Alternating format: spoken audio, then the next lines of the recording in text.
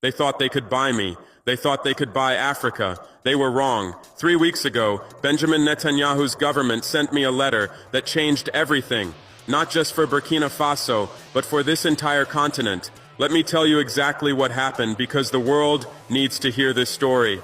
I was in my office reviewing security reports when my aide brought me an envelope marked Diplomatic Correspondence Confidential.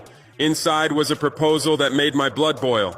Israel was offering Burkina Faso $1.2 billion. That's more money than our entire national budget. But this wasn't aid. This was a bribe. They wanted me to stop criticizing their policies. They wanted me to convince other African leaders to go soft on Palestine.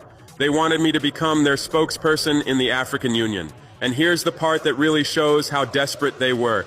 They wanted me not to seal and shut down their business operations across Africa. For that, they offered me an extra couple of billions on top of everything else. Think about that for a moment. They were so terrified of losing their African business networks that they were willing to pay billions just to keep one soldier quiet. But this wasn't aid. This was a bribe to protect their empire.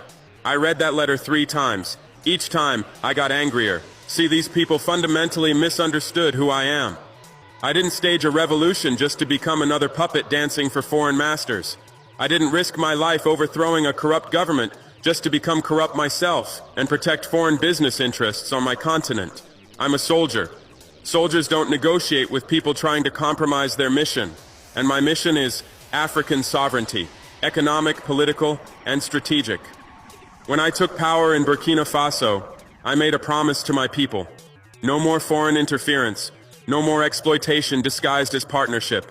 No more selling our dignity for temporary comfort. That letter was testing whether I meant what I said. The letter came through diplomatic pouches, but the real message was delivered through intermediaries. High-ranking officials from neighboring countries, supposedly friendly advisors, all suggesting I consider the practical benefits of this arrangement. They painted pictures of transformed infrastructure, modern hospitals, upgraded military equipment. They talked about Burkina Faso becoming a regional powerhouse, a model for African development. But every conversation ended the same way. Just tone down the anti-Israeli rhetoric. That's when I realized this wasn't just about one letter. This was a coordinated campaign.